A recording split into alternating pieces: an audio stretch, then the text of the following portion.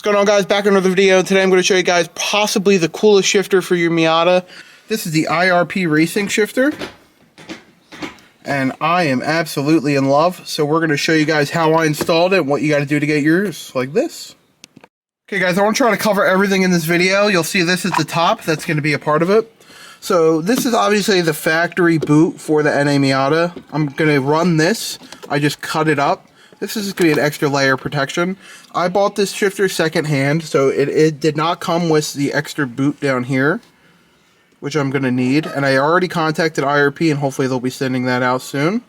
Also, there's another, like, washer. Or actually, well, there's the plate that goes here for the boot.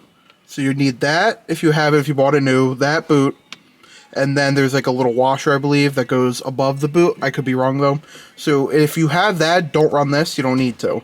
But if you don't have that because you bought it secondhand, just cut this up for now. Hopefully IRP will be sending me out one.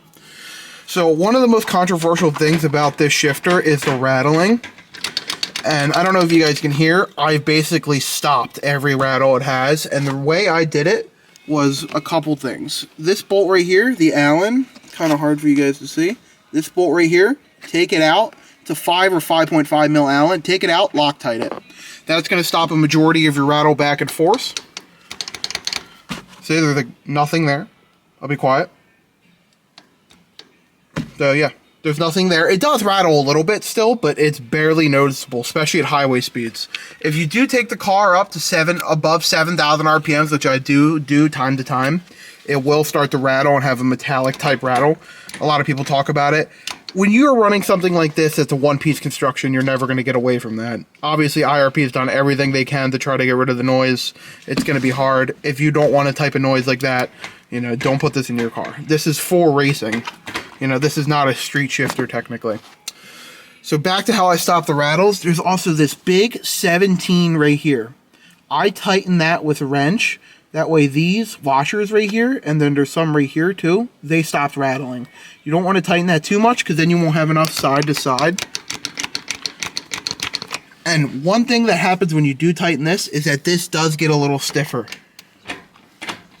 So if you don't like it to be super stiff, do not tighten this, but it will rattle. So since I didn't have that bottom boot, and obviously this whole area is going to vibrate still. So we need to find a way to get rid of that noise. That's where this other boot comes in. I went to AutoZone and just asked for a regular CV boot. It was like 25 bucks. It came with this boot, some metal zip ties, which I'm not going to use because I don't want metal zip ties in here, and some grease. Obviously don't use that. This does perfectly fit over this shifter. It obviously does, like, not mark it up a little bit, but does get a little dirty, so you're going to have to wipe it off afterwards. You're going to want to pull that down as much as you can. I pulled mine down to about there, that way it looked good.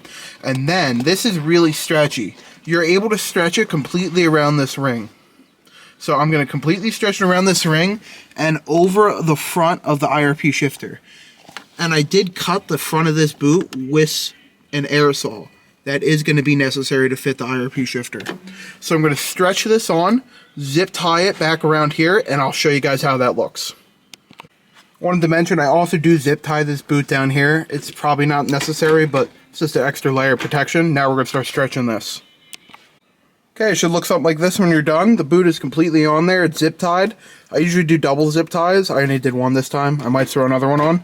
But as you can see, the boot doesn't want to come up or anything. It looks great. I'm going to pull this down a little bit. There's good for me. You're never going to see this because I'm putting my factory boot over top of it. So now that we did that, your shifter should not be rattling anymore. It should be pretty airtight. Up here, you're going to get a little air throw. It's going to happen, but if you have that boot from IRP, you should be good. So hopefully I get that boot in the next couple days, but if you don't have that boot, you bought your shifter used, and it rattles, this is the best fix. I'm still probably going to run that bottom thing when I get it from IRP, put this over top, and then put this over top of it, just because why not let it be quiet? Quiet is always better. So as you guys can see, the shifter is absolutely awesome. I can't really grab you guys any driving clips right now, but it's awesome how much it doesn't rattle anymore. The first day I had it, it was so bad. I was like so upset. But now, it's beautiful. So yeah, I honestly think that might be the greatest shifter for your NA Miata. So I'm going to throw the center console and show you guys how it looks. I want to talk about a couple niche things with the shifter that you're going to need to know if you actually want to buy it. If you're running a center console delete, you're going to have to cut up your window switches if you have them here, or any delete plate.